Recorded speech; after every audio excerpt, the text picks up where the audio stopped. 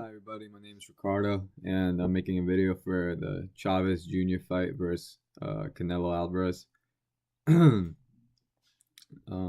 that's just a fight that I'm not really paying much attention to as for the lead up, but it's interesting in the fact that it got made, and Chavez Jr. hasn't fought since he got TKO'd against the other guy, the European guy. I think he's Swedish, I forget, but it was a good fight.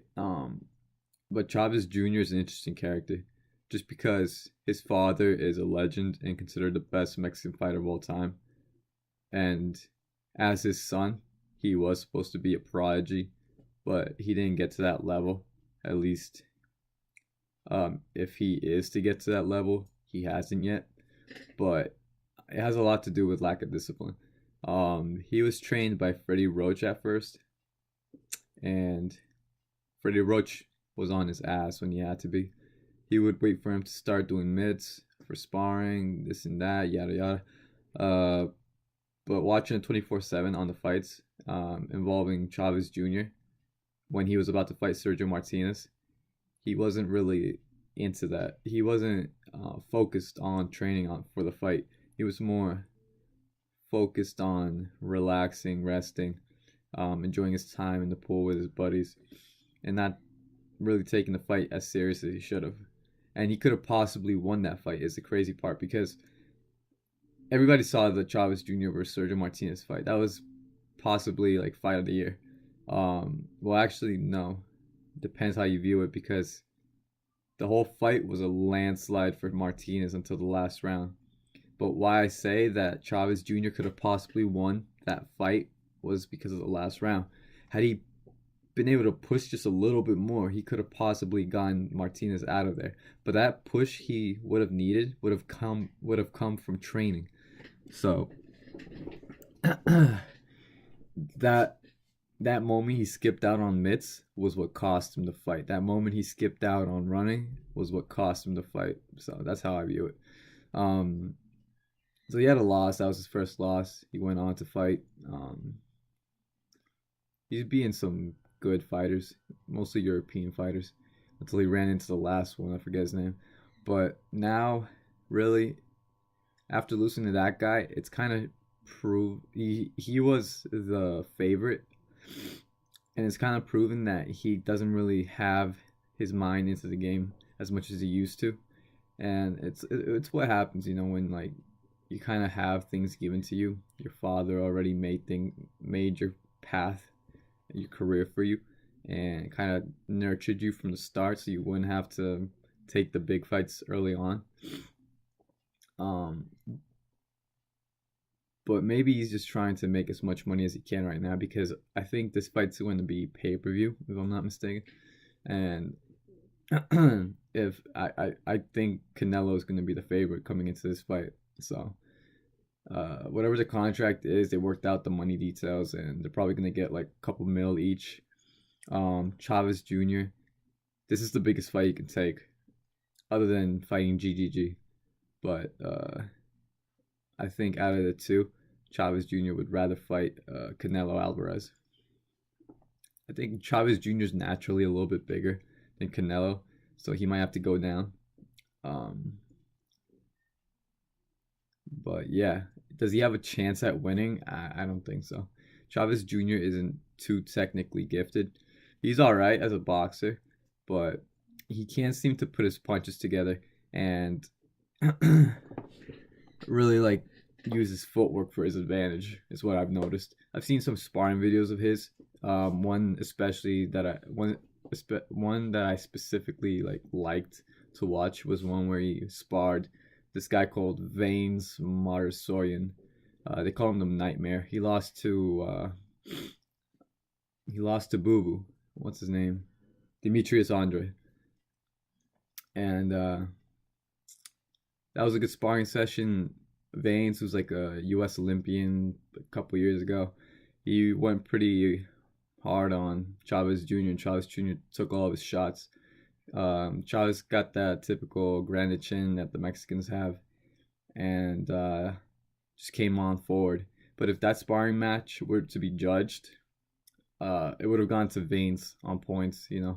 Um, that being said, had it been a 12-round fight, I think Chavez Jr. would have gotten the better out of Baines just because he's a distance fighter, you know?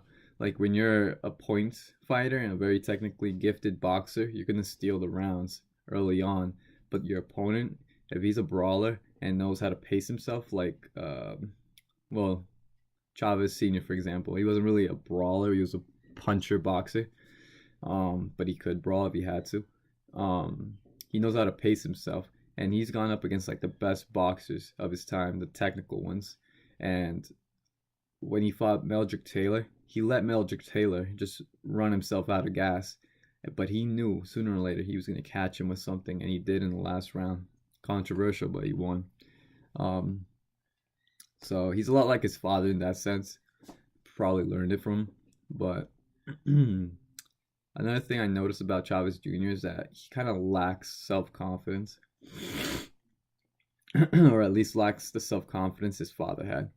I saw a video on YouTube where Chavez Sr. took his son, Chavez Jr., to the side and said to him, "Hey, I spoke to your promoter, and I'm betting him $5,000 that you're going to knock him out in less than 3 rounds.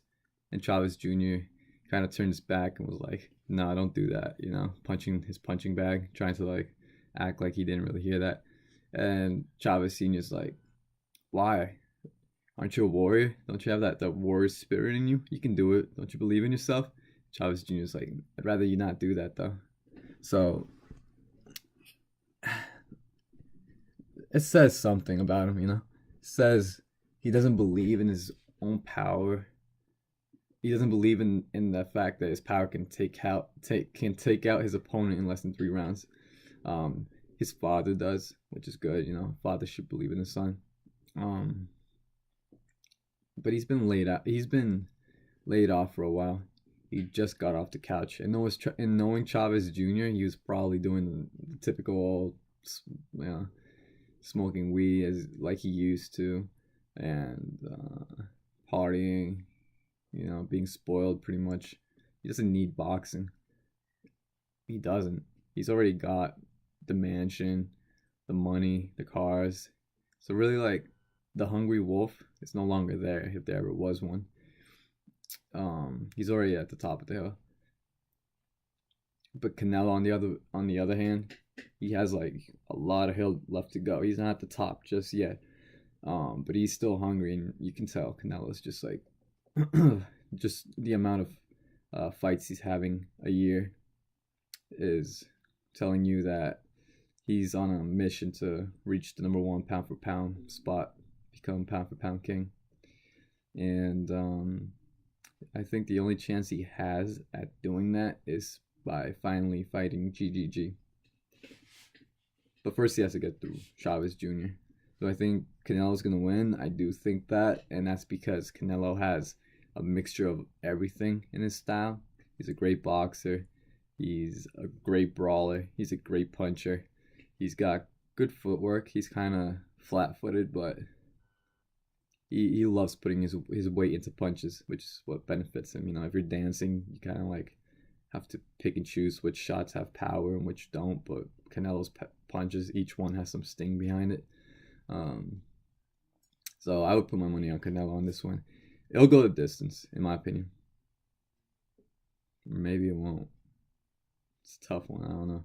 I'm just saying it'll go the distance because Chavez Jr. is a bigger guy naturally and has a chin. Or he did get TKO'd by that one guy who didn't have that as much power as anyone thought he did. I'm certain that Canelo's gonna win. I'm just not certain whether he'll TKO him or go the distance and win on points unanimously. I'll be a risky guy here and say he'll TKO him. TKO him in the 8th round. Let's go with that. He'll either stop him on the ropes or, again, he'll retire on his stool. Less likely he'll retire on his stool just because, like, if he were to do that twice in a row, I'll just look so bad. No channel, no boxing program will ever want to, like, have him on again. HBO will probably, like, throw him out. Showtime, PBC, they won't air him. So, that's my take on it. but everybody's still waiting on Canelo versus GGG, and that's just the most exciting fight that can be made right now. Um, that fight is the equivalent of like a Manny Pacquiao versus Floyd Mayweather for this era, in my opinion. And I think it'll be a more exciting fight for sure. Um, they've got similar styles in some way. The difference between the two is that GGG went to the Olympics, won the silver medal, and he doesn't get too much credit for really his technical skills um, that I think he has. And Canelo, he has great technical skills as well. It's just that he's honed them throughout his career. He started fighting professionally at 15 years old. Golovkin turned professional while he was like 20, in his late 20s, I think. And starting off as a pro, he was already like a very technical, gifted boxer. Canelo had like a good amateur career, but it wasn't long lived as GGG's. So they both got. If I were to favor one's technical abilities over the other, I'd have to go with GGG just because of that Olympic background he's got. And then power, GGG is the bigger guy, and he has the biggest knockout ratio. I would go with GGG on this one. Chin, it's another tough one. I've seen Canelo hurt when he fought Miguel Cotto's younger brother. I've seen him take steps back from punches when he fought Mayweather. On the other hand, GGG just takes the punches, takes them and discourages his opponents. His last and toughest fight against Kell Brook kind of exposed him for that fight, but it's not there wasn't enough going on that you could say GGG's not the guy we thought he was. It just wasn't enough. He still TKO'd him in like the 5th round, I think. So I'll back GGG on this one in terms of chin. So we've got technical skill, power, chin, speed, Canelo all the way. Speed, that belongs to Canelo. Combinations, Canelo in my opinion. I think I've seen Canelo Canelo throws beautiful combinations, that's for sure. I mean, his last knockout against Liam Smith with the tap to the head and then left hook to the body. That's something that like not your average boxer knows to do and pull it off. So Canelo, he's gifted in that sense. GG's got good combos too. It's just that he doesn't put them out as pretty as Canelo does, right? So I'll give the combination ability to Canelo. Footwork. I'll have to give that to GGG, just because Canelo's known for being flat-footed, not quick on his feet, stalkerish kind of guy. GGG, he's also a stalker, but he's got more bounce, so that works better for your ability, I think. And he's pretty good at finding openings and kind of rushing his opponent when he needs to, but backing off when he needs to. Not that he ever needs to back off, but he sometimes toys with his opponents, and you notice that if you'd see his fights. I'll go with GGG on this one in terms of footwork. But let's see. I guess that's it off the top of my head. What qualities they might have and who's better. So overall, if Canelo were to fight GGG, I'd have to back GGG on this one. Of course, upsets do happen. Like if Canelo were to win, I would be a little bit surprised, but not too surprised, because Canelo's still like an amazing fighter. It wouldn't be like Buster Douglas being Mike Tyson, It would be more like Mike Tyson versus Evander Holyfield. People thought Mike Tyson was going to win. But when Evander won, they were like, all of a sudden, I guess he is that good, Now, I forget when that fight's going to be made. Chavez Jr. versus Canelo. If you guys can leave the comment, tell me when it's gonna happen, I appreciate that, just so I don't have to look up on BoxRec. And hopefully, like Oscar said, this fight, the GGG fight, happens this year. But you know, promoters are not ruining the sport, but just holding it back. Because Oscar is the reason they haven't fought yet. It's Oscar. It's 100% Oscar. Oscar De La Hoya. Every time Canelo wins a fight and is getting interviewed, you see Oscar in the background, like right here, smiling with that weird ass funky smile he's got. Like he's in love with Canelo, and he's just so proud of his accomplishments and can't wait to take him home tonight. Oscar knows Canelo's his cash cow. Like, he's golden boy's golden boy, and he knows that the more time they wait on the fight to happen, the more that benefits them, because GGG is already in his 30s. He's about to turn 35 if he isn't already 35. So time is against GGG's camp. Another thing is the money. The money's not right yet, because they know they can make what is it? Like 9 figures off the fight. I hope 9 figures is like the 100 millions mark. I hope I'm saying that right. So yeah, like 9 figures. They can make 9 figures off that fight, like the Mayweather-Pacquiao fight did, and I believe that's possible, you know. But Oscar wants enough people to know about this fight before it happens, so that when it does come to happen, the pay-per-view sales are there, you know. Like, for sure the stadium's gonna get sold out. But what makes more money are the pay-per-view sales worldwide. And in the meantime, both boxers are going to keep promoting themselves and marketing themselves out to the public. Canelo's going to keep knocking this guy out. GGG's going to keep knocking his guy out, until eventually, like, everybody hears about these two fighters and how they should meet, and everybody's going to get interested in watching that fight. And every bar, restaurant,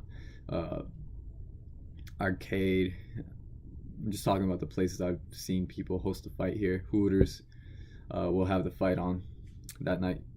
So Oscar's just trying to milk this for all he can. And do I blame him? Not really. He's a promoter. He's trying to make as much money as he can. It makes sense, and that's what Mayweather-Pacquiao did. And they kept us waiting for years. I would hate to wait as much time as we waited for that, just for this fight, you know. I wish we could just see people fight when they're in their prime. But, you know, it's a game. It's a game. So, I hope you guys enjoyed this video and kind of took what I said to heart. I feel like I made some pretty good points, you know. Next week, we're going to have Bernard Hopkins join me in my room just to talk about what his thoughts are on being knocked the fuck out, and if he really was knocked the fuck out, or he just threw himself out the ropes on purpose. So stay tuned for that. Thanks for tuning in to Box Talk, guys. Catch you later.